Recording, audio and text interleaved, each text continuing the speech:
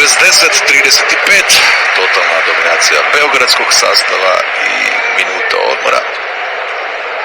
Strašno Zvezda bira, strašno.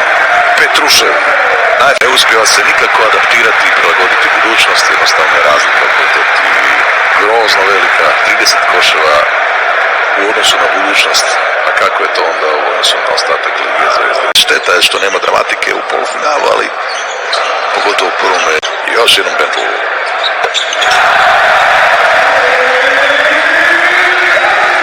Velika partija Crvene Zvezde. Njihova Reynolds, ovo bi moglo ući, ipak ne. Pa ipak Ivanović, koš.